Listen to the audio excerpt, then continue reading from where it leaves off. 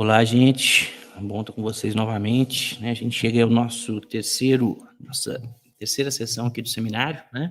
Tentando pensar aí o Brasil entre tensões e esperanças, considerando, né, algumas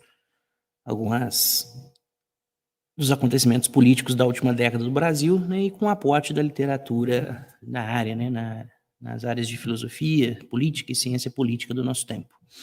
Então, novamente, a satisfação está aqui, né? Espero que a exposição, né, tenha estimulado até aqui, né, algumas reflexões sobre esses pontos e esses desafios da vida, do convívio político e democrático do nosso país e, por que não, também, né, sobre o mundo. Então, o tema de hoje, né, a gente vai pensar o que a gente tem chamado aí de era da transição e a sentimentalização da política. Até agora a gente já tem um arcabouço teórico que nos ajuda a pensar nisso, né? A gente, num primeiro momento, colocou um diálogo, né, entre a cordialidade e os tempos de raiva, né, pensando aí a obra de Sérgio Buarque de Holanda, né, as leituras e os enviesamentos dessa obra, junto com a análise de que nós chegamos, né, no final, no comecinho do século XXI, a tempos de raiva, né, tensões relativas ao modo de vida que nós temos, né, pautado, né, em algumas promessas que não foram e não podem ser cumpridas, né. Então, isso ia explicar algumas das tensões do nosso tempo. Em vários lugares do mundo, né, surge esse tempo de raiva, essa insatisfação, né, o que a gente citou aqui, né, uma insatisfação em relação ao ser do outro, que traz dificuldades para o convívio político. No segundo momento, né, na exposição anterior, a gente tratou, né, do papel das emoções políticas, partindo da leitura da Martha Nussbaum, tentando revisar, né, essa associação pouco informativa que a gente faz entre razão e política, né? Na verdade, é justamente o contrário, né? As emoções permeiam a vida política dos sujeitos e é difícil negar isso, né? Partindo de leitura do que a gente chamou aqui de giro afetivo. Ao final, a gente revisitou as hipóteses do Daniel Innerarity sobre como fazer política em tempos de indignação, né? Como aplacar as tensões políticas. Há um risco aqui dessa indignação bater no vazio, né, uma indignação vazia que não produz encaminhamentos, não produz respostas adequadas aos desafios grandes e complexos do momento, né, dos momentos que nós vivemos. É uma citação antiga, né, cabe aqui, né, sempre existe uma resposta simples, fácil e inadequada para problemas complexos e difíceis, né? Porém, no tempo da raiva, num tempo de desafios gritantes, em que as pessoas exigem, né, devido às suas insatisfações, às suas fragilidades, né, quando o mundo balança, e a gente vai tentar entender um pouquinho do que é esse mundo balançar hoje, às vezes essa indignação vai ser aplacada por uma resposta rápida, fácil, muitas vezes até brutal, né, que de alguma maneira dialoga com esse contexto afetivo intenso da vida política contemporânea. Numa leitura mais ampla, talvez os acontecimentos, né, desses últimos 10 anos envolvam, né, uma necessidade, uma vontade, né, de ordem, né, uma vontade de reestabilizar a vida, como um dia ela pretensamente foi, que vai fazer com que certas vozes, né, ditas populistas vão surgir no debate público brasileiro, né, retomando discursos que pediam de volta, né, é curioso que a democracia abre espaço até para isso, né, para quem peça de volta um regime ditatorial ou, inclusive, né, um movimento monarquista volta a fazer parte do debate público brasileiro, inclusive com expressões, com manifestações nas ruas. Então, um outro ponto do encontro de hoje é tentar pensar essa nostalgia, né, essa nostalgia de ordem. Então, isso que nós fizemos até aqui, né, partindo para o nosso aspecto de hoje, né, retomando aí alguns aspectos do giro afetivo, né, dessa revisão da concepção iluminista do que é humano e da sua capacidade racional, o papel das emoções nas dinâmicas políticas, né, os novos modos e meios, pensamos as redes sociais, né, nos tempos de indignação, o papel disseminador das redes, né? Revisitamos umas investigações científicas que apontam para esse papel disseminador das redes, as redes como um motor de indignação moral, né? Se eu quero que uma postagem, né, se um conteúdo viralize, é interessante que ele tenha, né, um conteúdo que a gente chama nas investigações sobre as redes, né, um conteúdo moralizador, ele tem um componente de disseminação muito mais ampla do que um conteúdo sem esse tipo de de detalhe, né? Boa parte da investigação contemporânea sobre design comportamental, ela envolve essa preocupação, né? Que tipo de conteúdo viraliza mais rápido, inclusive para compreender a desinformação, né? A investigação sobre os elementos psicológicos envolvidos na desinformação também apontam para isso, né? Quer dizer, um conteúdo que impacte afetivamente as pessoas, ele tem muito mais chance de se promover, né, na ecologia das redes do que um conteúdo que não tenha esse potencial afetivo, certo? A gente chega num contexto aí em que as redes vão ser o elemento principal de fazer política, né? De novo, né? Martha Nussbaum parece nos mostrar um caminho. Se, historicamente, sempre há uma associação entre emoções e política, né? A figura do comício, o político carregado nos braços do povo, né? Com as redes, esse potencial se amplia, né? Porque agora não é necessária a presença física, né, do sujeito, mas a tecnologia, né, as novas tecnologias possibilitam um contato direto, né, entre representante e representado, entre político e eleitor, né? Parece que é num título recente, né, de um teórico, de um jornalista que teoriza sobre as redes, chamado Max Fischer, né, ele chama de máquina do caos, porque é justamente isso que ela promove, né? Ela aproxima, né, ela empodera o indivíduo para que o indivíduo se imagine detentor de poderes que ele não tinha, né? Saímos do Facebook, é uma frase muito comum nas manifestações e que atravessam os últimos 10 anos, né?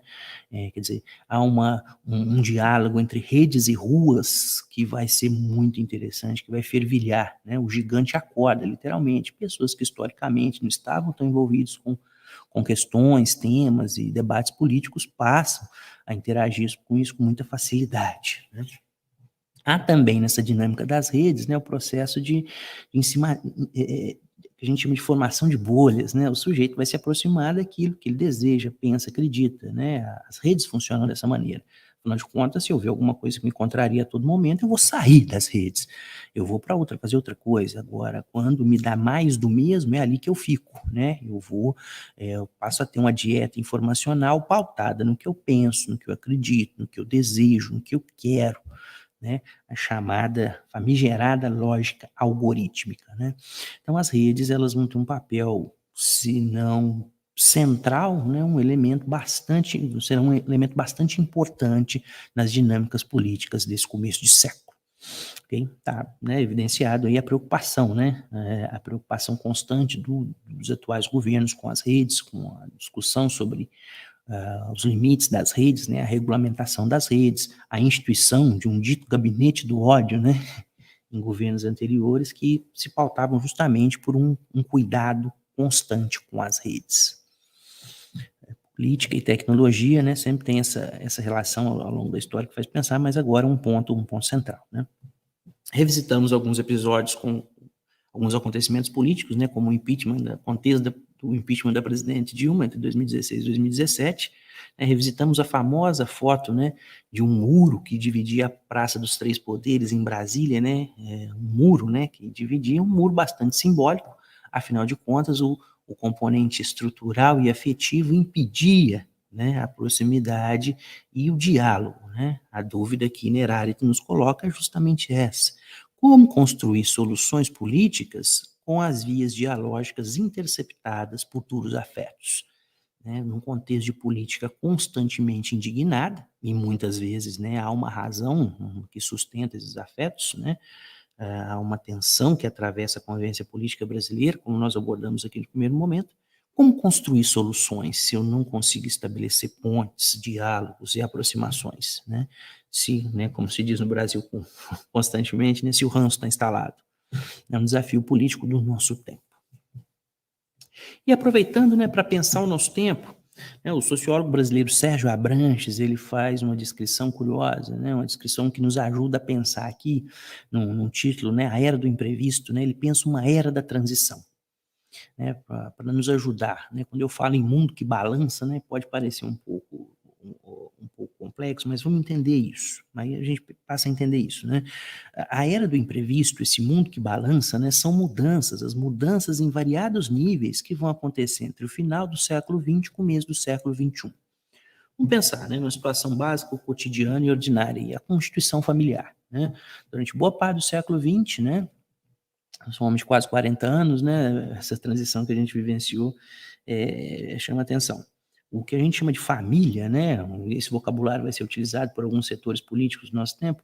A família, né? A estrutura familiar, a família tradicional brasileira, ela tem um certo componente, né? A gente não está fazendo aqui um julgamento sobre esse conceito, cabe ou não, mas é uma análise da descrição. É um pai, né, uma mãe, os filhos, né, com a centralidade da figura paterna, né, o pátrio poder, né, a ideia de uma centralidade masculina na estrutura familiar. Né, essa seria uma família para muitas pessoas e para boa parte do século XX. Quando a gente chega a um contexto de transição, né, as mudanças em variados níveis, né, primeiramente num nível socioestrutural, que é o da família, essa centralidade se perde. Né, a luta por emancipação, direitos e reconhecimento do âmbito feminino, né, a revisão do papel masculino na estrutura das sociedades, quer dizer, toda essa série de acontecimentos, análises, reflexões, mudanças sociais vão impactar essa construção socioestrutural que é a família. A família muda. Né? A mudança nos ritos do casamento, né? Quer dizer, não necessariamente o casamento é eterno, né? A ampliação dos novos modos de construção do afeto e da família, revoluções sexuais, revoluções afetivas vão acontecer nessa última metade do século. A ampliação da informação, né, dos potenciais de distribuição de informação vão fazer com que surjam em todos os lugares do mundo novas possibilidades. Né? Então, repare, com esse exemplo socioestrutural da família, provocando mudanças, né? Quer dizer, novos empoderamentos, novas redes de afeto, né? A família, essa expectativa do que seja uma família, né? Que talvez a família nunca tenha sido assim, né? Elas vão balançar, né? Quer dizer, vai mudar, surgirão tensões e choques, né? Mas como assim, né? É muito curioso, né? Quando a figura, né, da mulher que a gente chamava no Brasil dos anos 80, da mulher desquitada, aquela mulher que se separou, como ela era ameaçadora para aquelas sociedades, justamente por causa dessa mudança. Era um elemento novo. Mulheres não se separavam, né? Agora elas podem se separar. Então surge aqui uma nova concepção socioestrutural que abala aqueles modelos antigos. Né? As coisas mudam. E isso vai trazer algumas tensões. Né? Bom, como né? E toda ação vai gerar uma reação, né? Um discurso conservador vai se chocar contra isso. Não conservador do ponto de vista político, mas conservador do ponto de vista social. O que fazer? Como lidar com todas essas mudanças? Né? A liberdade sexual que tanto vai afetar, né? Quer dizer, a ampliação dos direitos da população LGBTQIA+. Todas essas situações vão produzir tensões e mudanças no convívio que vão, né, ser extremamente positivas para alguns, né, ampliação das liberdades, dos direitos, considerações, mas, por outro lado, podem, né, gerar alguma reação por parte de alguns setores sociais. Né? A gente pensou aqui no exemplo de um nível socioestrutural, que é a família. Mas outros níveis também vão envolver a era da transição, né? O nível científico, o nível tecnológico. Né? A gente está aqui numa transmissão online. Né? A pandemia, a vida na pandemia também evidencia algumas mudanças da era da transição, algumas acelerações, né? A vida acadêmica e escolar é pautada no encontro, historicamente, é pautada no estar junto. Porém, as tecnologias vão oferecer meios para promover uma revisão, né? Não necessariamente. A evidência disso é justamente esse momento. Estamos juntos, separados, tanto no tempo como no espaço. Né? Isso está sendo gravado num começo de tarde europeu, né? Mas isso se expande pelo mundo. Então, quer dizer, até uma situação paradoxal, né, que a gente está sozinho junto, né, isso da pandemia vai acelerar com as soluções tecnológicas arregimentadas para poder fazer o processo acontecer. Então, pequenos fenômenos, né? Aqui se junta o socioestrutural com o científico. A experiência de ir ao cinema, né, na era da transição, ela vai mudar. A experiência coletiva de ir ao cinema, ver o lançamento de uma grande produção da indústria cultural muda, que agora o cinema chega na minha casa, né? Eu vejo o filme sozinho, com a minha pequena tela.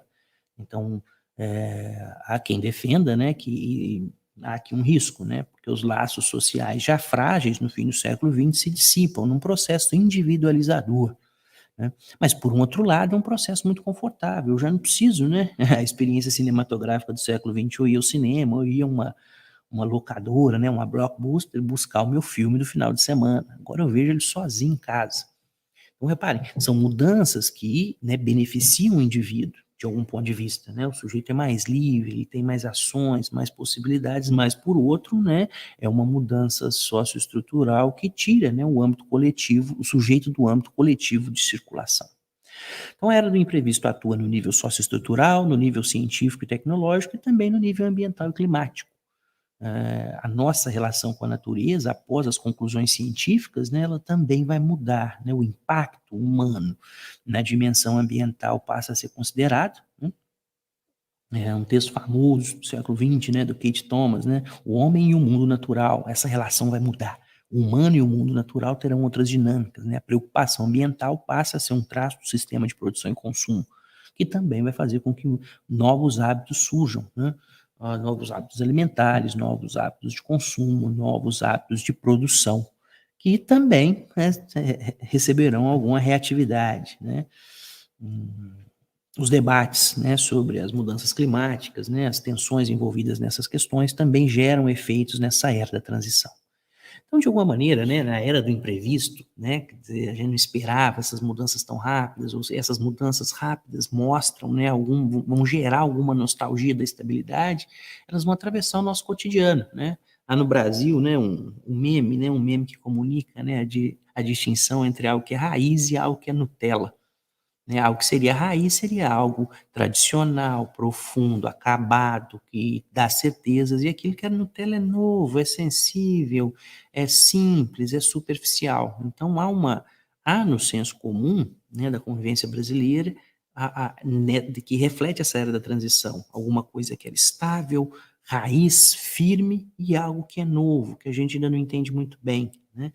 Então, é um contexto de progresso, sem dúvida nenhuma, né? Progressos, emancipações, liberdades, novas possibilidades, mas também de algumas desilusões, né? Certas formas de ver o mundo vão encontrar alguma dificuldade para se reposicionar nesse contexto de transição, né?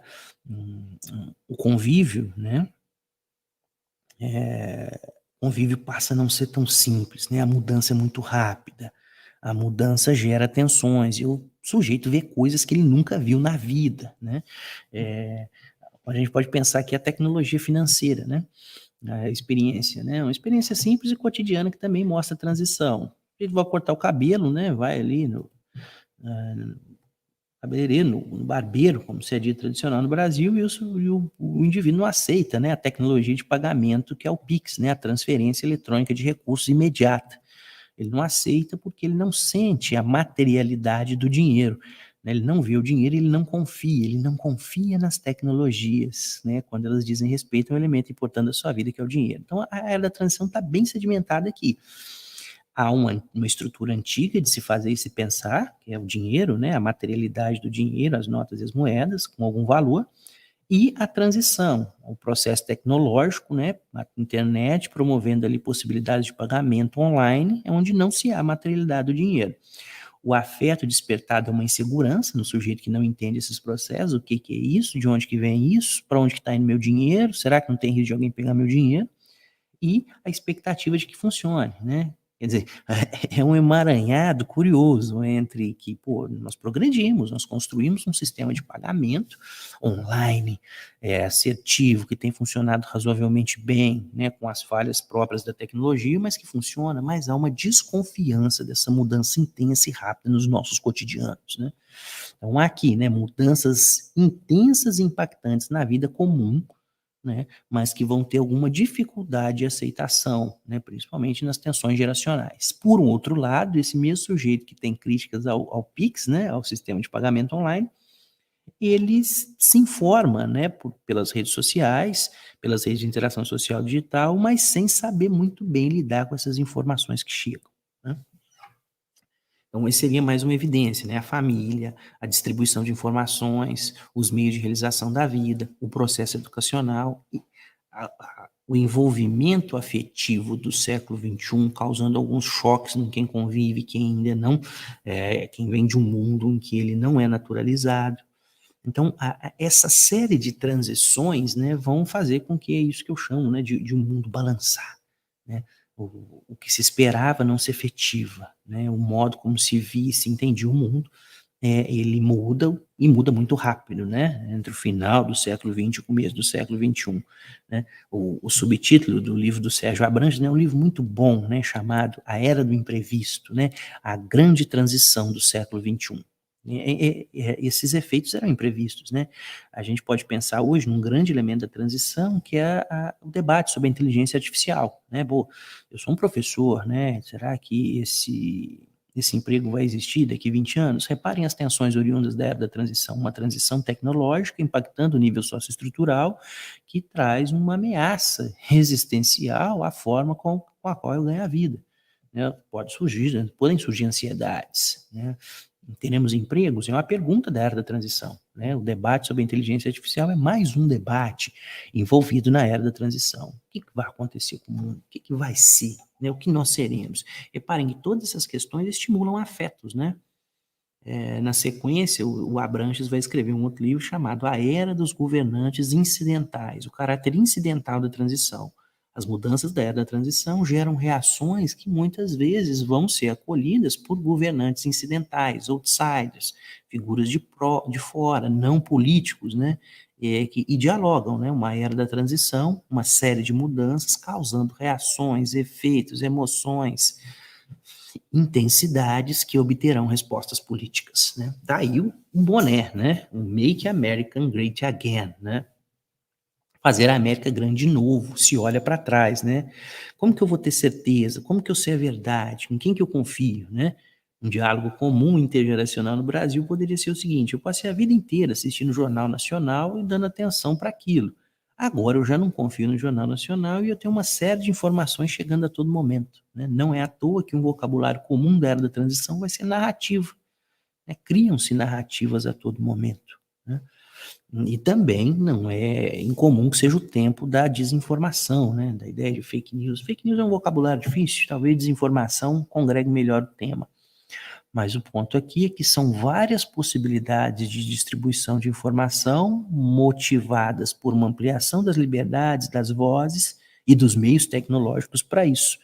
Então a gente é a todo momento, né, bombardeado com uma série de informações, uma série de debates, de colocações que a gente às vezes não tem nem tempo para avaliar, né? É muito comum no contexto do início da pandemia, né? Quem estudava desinformação falar numa infodemia. Info, né? Quer dizer, uma epidemia de informações, a gente está sendo bombardeado a todo momento com muita coisa, o que vai trazer mais ansiedades, né? Mais reações. Então, a transição, né, esse vocabulário é bem interessante para descrever o nosso tempo, né? 2013 e 2023 envolve contextos de transição, né? A transição socioestrutural, uma mudança, né?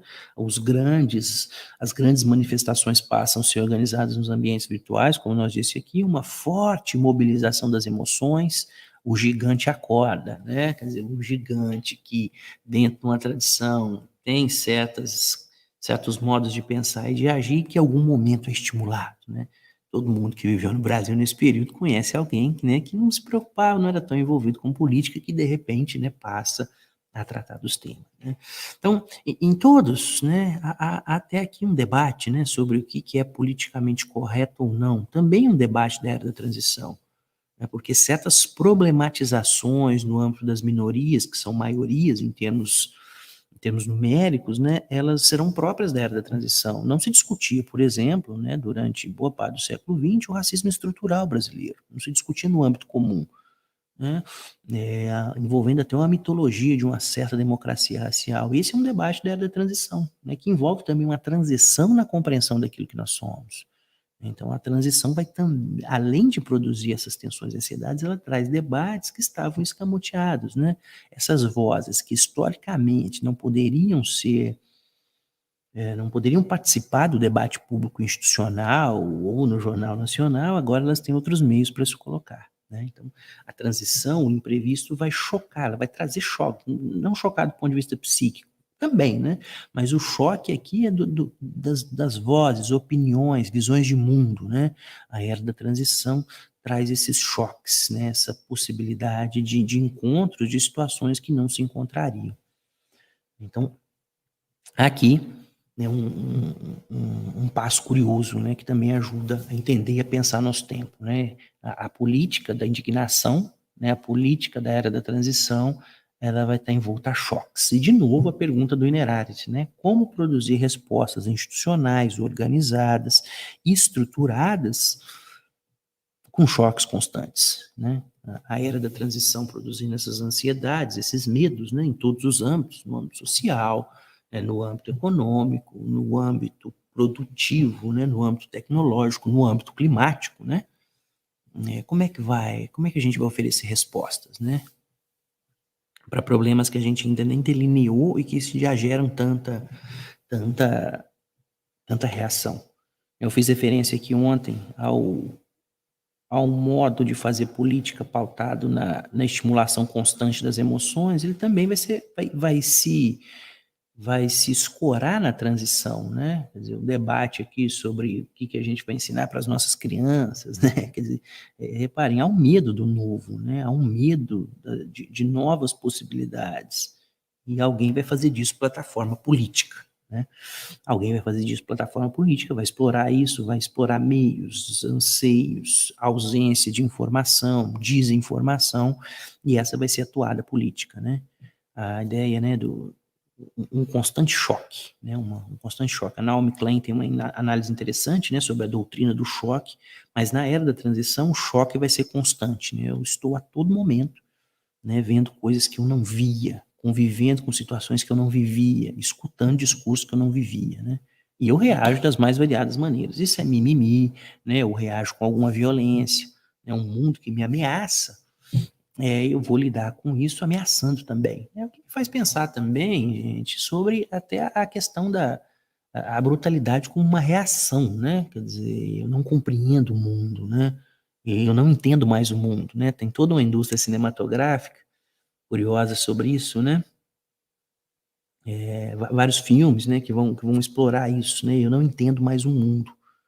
Um que me vem à mente é um filme coreano, né, chamado Parasita, um filme muito bom, fica a sugestão em que em algum momento, né, num debate intergeracional, essa proposta é colocada, eu não entendo mais o mundo. O que esse mundo exige, né? Que mundo é esse? Que informações, que comportamentos, que modos de lidar que esse mundo exige, né, que o mundo da transição exige que eu não tenho. Talvez eu vou buscar segurança num passado, né, numa estabilidade que um dia foi. E é um contexto interessante também para a gente repensar a economia da atenção, né? A gente falou um pouquinho da economia da atenção, e a economia da atenção é uma economia da era da transição. Quer dizer, eu preciso manter o sujeito conectado e consumindo tempo e atenção, né? Que é a nova ferramenta, né? As redes, as interações sociais digitais não vão me cobrar tanto por isso, mas eu pago com a minha atenção, né? Os novos meios tecnológicos e persuasivos, eles exigem, olha a palavra, engajamento, né? É um tempo de influências, né? Olha que vocabulário interessante, influências, influência disso, influência daquilo, influência político, por que não, né?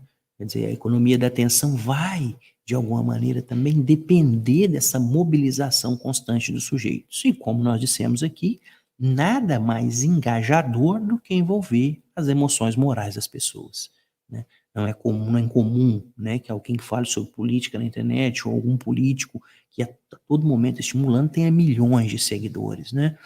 Então, nós vimos aí, por exemplo, na invasão do Capitólio nos Estados Unidos, um papel preponderante das redes, né?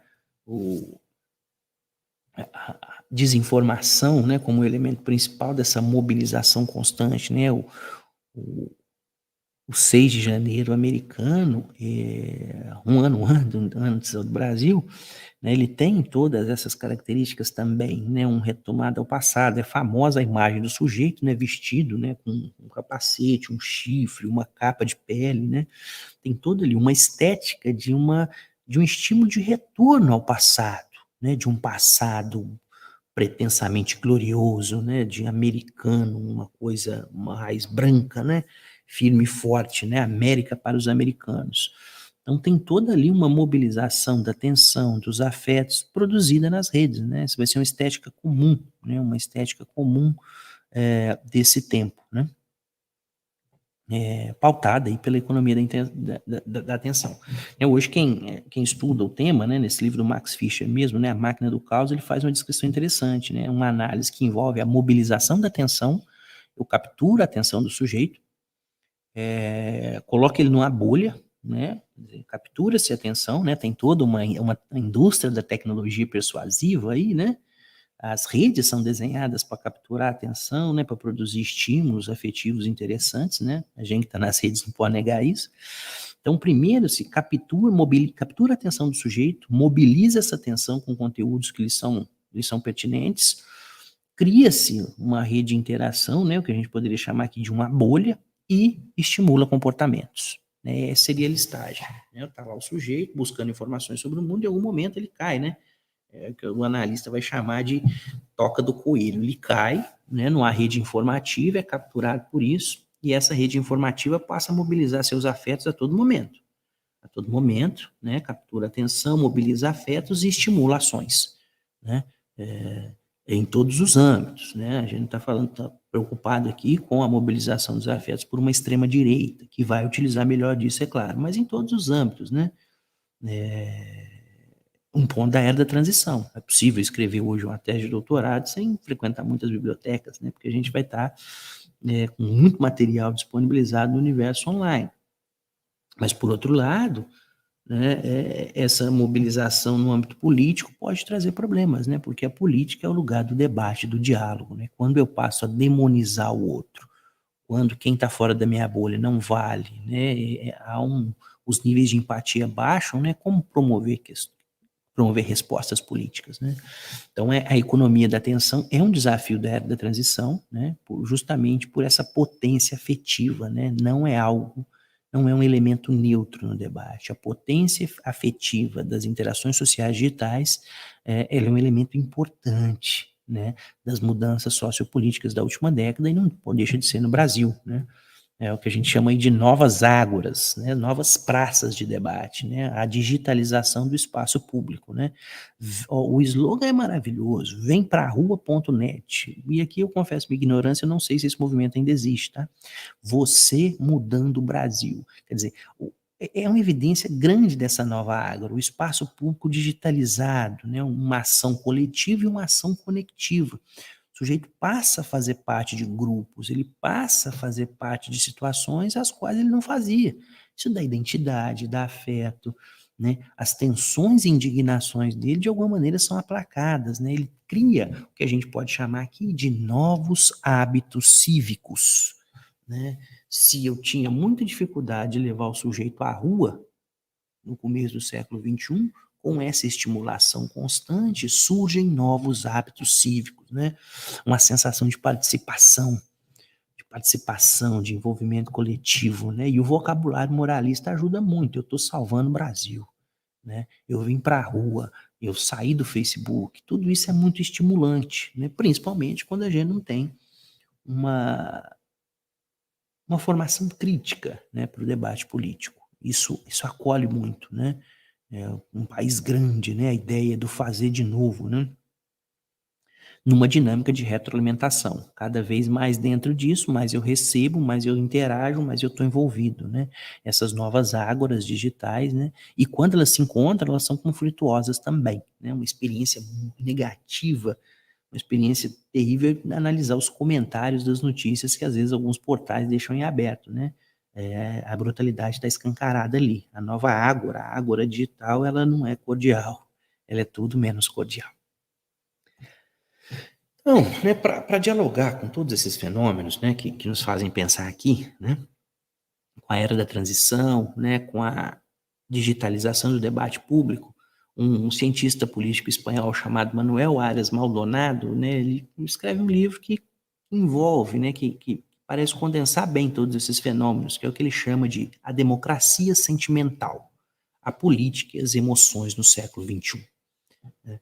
A democracia sentimental, né, ele concorda aqui com Martha Nussbaum, as dinâmicas afetivas sempre estão envolvidas na política, né? E ele também questiona o sujeito soberano e reflexivo, que a gente espera na democracia iluminista, né? Nada mais distante do que o sujeito afetado, né? Que se veste com chifres e capas de peles para invadir o Capitólio, que também é extremamente simbólico, né?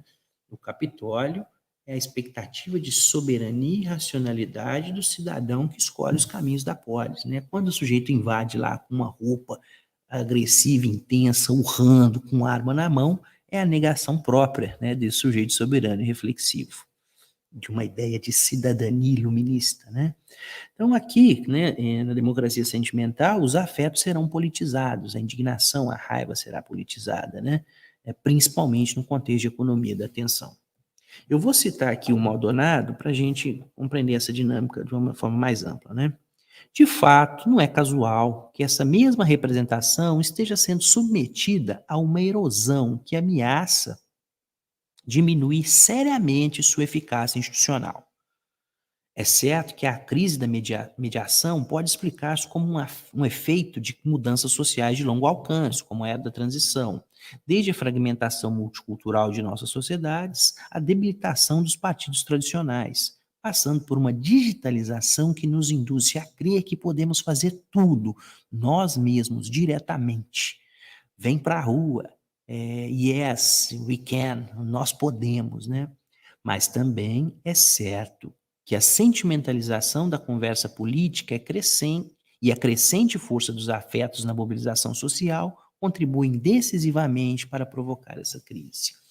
Tem uma estrutura de mudança, um contexto de crise constante, um mundo que já não é mais o mesmo, uma transição que mobiliza meus afetos e as minhas tensões, né? A sentimentalização da conversão pública é o passo mais natural. As indignações serão postadas num contexto de economia da atenção que vai mobilizar afetos cada vez mais.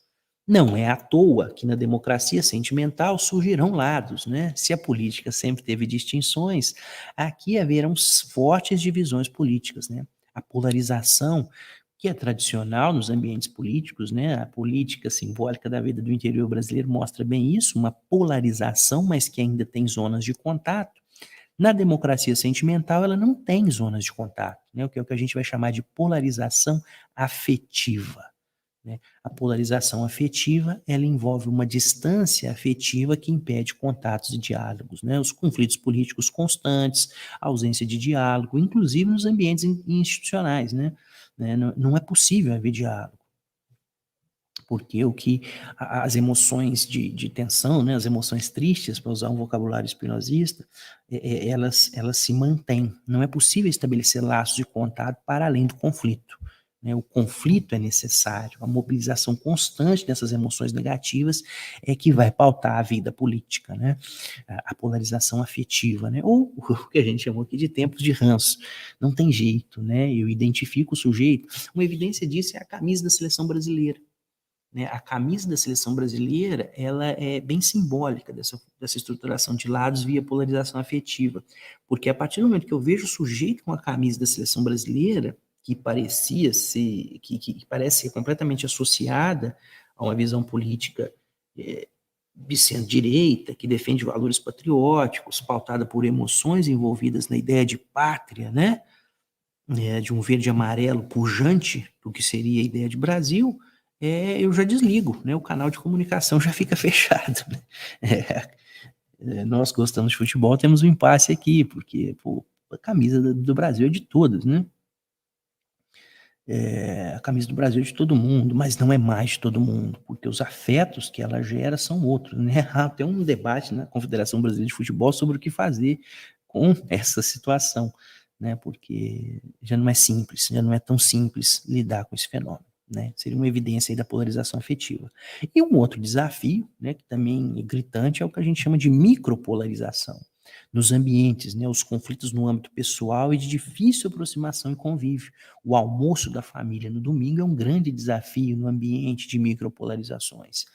Visões próprias da era da transição sobre sexualidade, afeto, consumo, visões de mundo, modos de fazer e agir, né? Todas essas micropolarizações vão transformar o convívio brasileiro, não só em termos políticos, mas em termos comuns, né, muito difíceis, né? O ambiente de trabalho vai ser contaminado pelas emoções políticas, quem é isso, quem é aquilo, né? o diálogo entre ruas e redes, né? O sujeito posta aquilo e chega no outro dia para trabalhar, fica todo um conflito passível, né, de alguma micropolarização.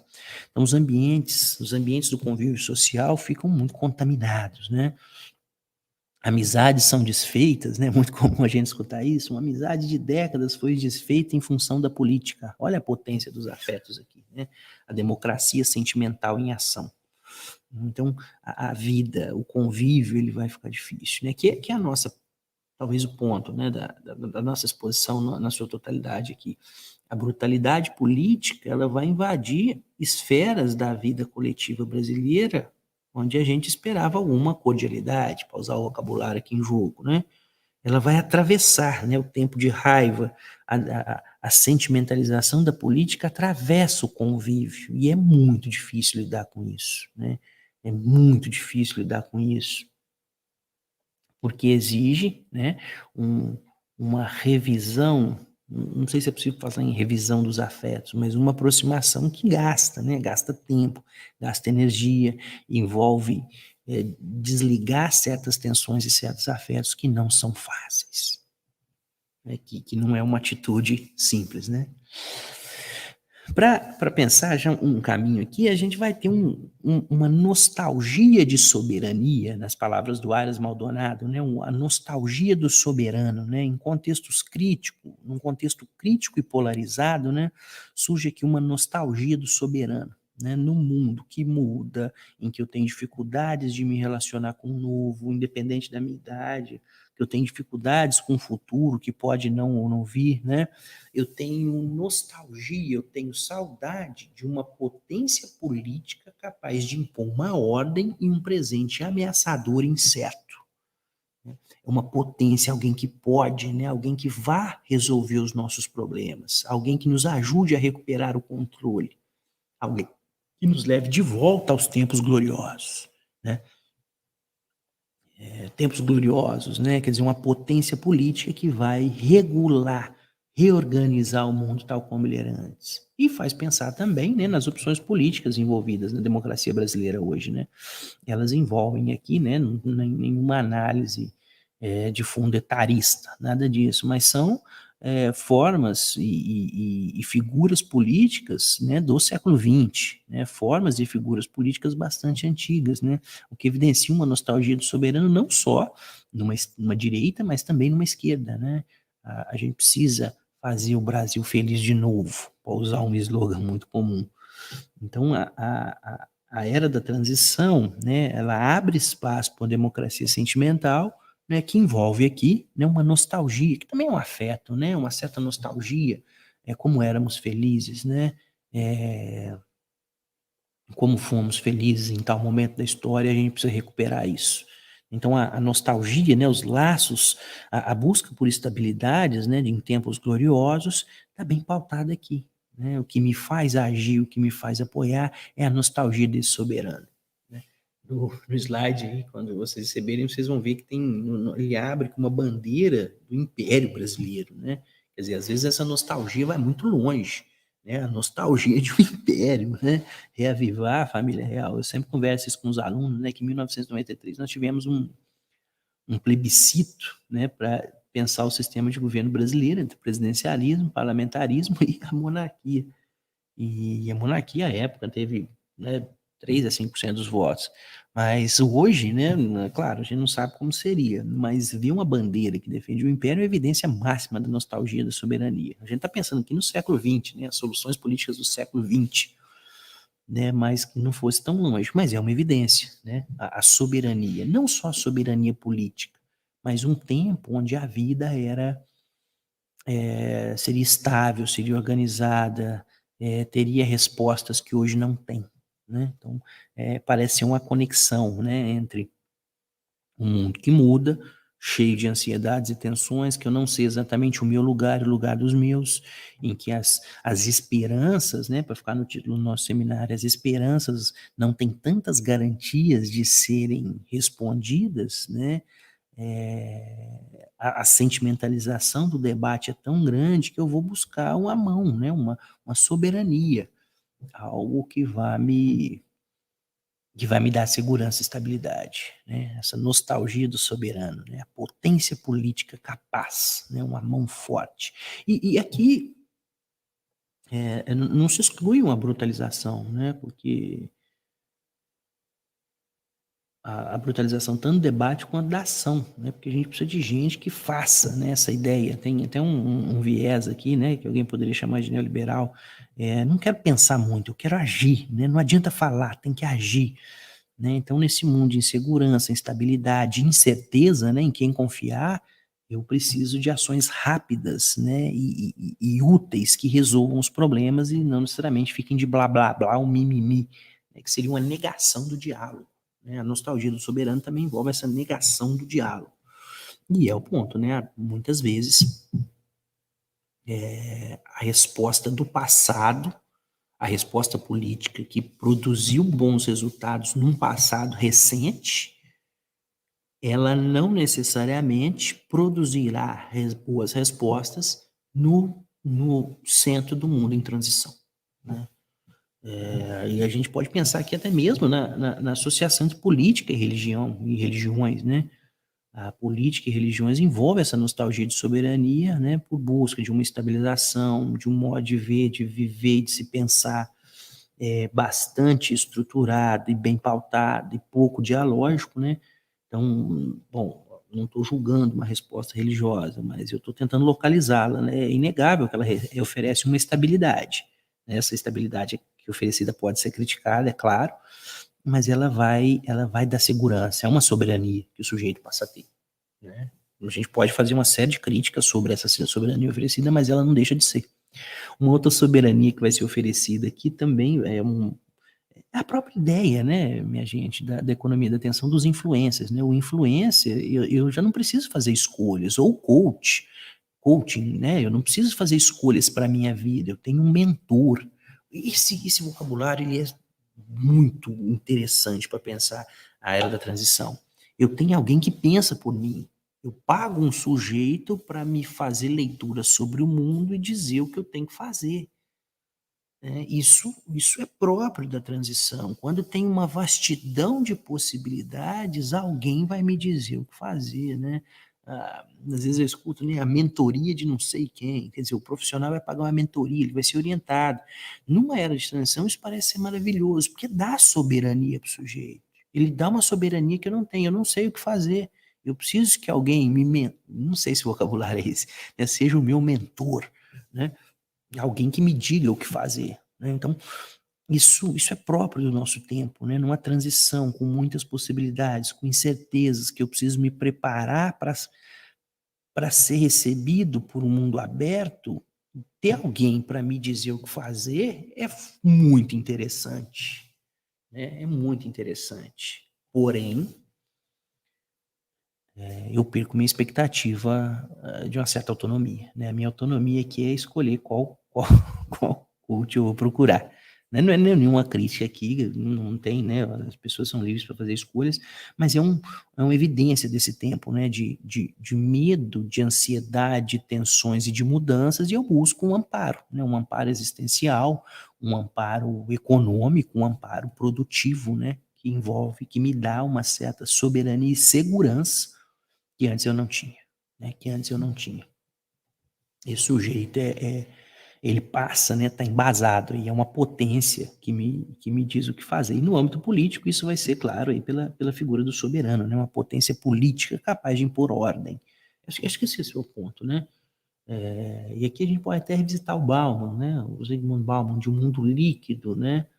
Um mundo que se movimenta, um mundo de mudanças, né? Eu encontro uma capacidade de impor ordem, né? O que eu penso, as minhas ideias, né? As minhas ações, né? Isso é bom, isso em tese me traz segurança, mas tem uma tensão aqui, né? E como que esse sujeito pensa e age de forma heterônoma, né? Ele não tem ele fica um pouco à mercê desses discursos, né? Ele fica um pouco à mercê disso que vem, né? Tempos curiosos e, de novo, né? A economia da atenção vai ser muito boa para isso. São milhões de seguidores, né? Milhões de seguidores, recursos financeiros, né? a todo momento se fala em milhões, né? Isso também é um ponto da era da transição. Então, minha gente, para chegar ao fim dessa terceira etapa, né, como conviver nesses contextos de sentimentalização da esfera pública, né, que nos aproximam perigosamente da brutalidade política, né, onde os afetos estão constantemente mobilizados, a presença de violências constantes, um descrédito comunicativo, né, o especialista, o teórico, o próprio religioso, ele vai perder todo o espaço ali, no qual ele dizia, né, em nome aí da Universidade do WhatsApp, para usar o meme comum no Brasil, episódios de violência, dificuldades da vida política, né? Como construir soluções e acordos políticos nesse ambiente com atenção cada vez mais mobilizada, né? Um exemplo, após as eleições de 2022, surgem listas. É um exemplo, tá? A gente pode pensar em outros também. Surgem listas de comércios nos quais certos consumidores não deveriam ir. Em muitas cidades do Brasil, né, certos comércios, há um boicote econômico a certos comércios, porque eles tiveram certa opinião política. E o contrário, né? Quer dizer, se tem uma ação, tem uma reação. Então, esses comércios vão passar a se pautar no consumo só de algumas pessoas que têm a mesma visão política. Então, o espaço social brasileiro ele vai ser atravessado, né? A convivialidade, para usar o termo do Illich aqui, né? A convivialidade sofre um desgaste gigantesco, né? O nível do convívio, a possibilidade do convívio, ele passa a ser um grande desafio, né? Esses afetos duros, estimulados a todo momento pelas interações sociais digitais, esse mundo que balança, né? Impede, né, a tolerância e trocas recíprocas, né? Os ambientes sociais ficam impactados. As micropolarizações passam a atravessar a vida comum. A vida ordinária fica muito difícil, né? Quem viveu no Brasil nos últimos 10 anos, se não, é claro, generalizar é muito difícil, mas é muito comum esses conflitos, essas tensões, essas dificuldades afetivas se resolverem de forma lúcida, né? De forma estável, né? O convívio. O que é paradoxal, né? A gente espera que a convivialidade brasileira, né? É um episódio curioso, né? O grande projeto da ONU pós-1945 vai ao Brasil, né? Ele vai ao Brasil justamente por ver ali uma convivialidade, né? Se a Segunda Guerra Mundial envolve um contexto racial gritante para a emergência do conflito, o grande projeto da ONU vai ao Brasil para ver o que está acontecendo ali. Ali as pessoas convivem, apesar das diferenças, né? As diferenças raciais, as diferenças de classe, as diferenças de visão, parece ser um grande paraíso e cai do cavalo, né? O professor Florestan Fernandes vai escrever uma grande obra, né? Mostrando as dificuldades estruturais desse convívio, que não é tão pacífico assim. Mas, mesmo, né, com todas as tensões históricas, os contextos pós-2013, né, nessa segunda década do século XX, eles serão de uma convivialidade muito mais difícil do que a qualquer momento se viu na história brasileira. A convivialidade passa a ser um grande desafio, e a gente não tem respostas fáceis para isso, não. Né?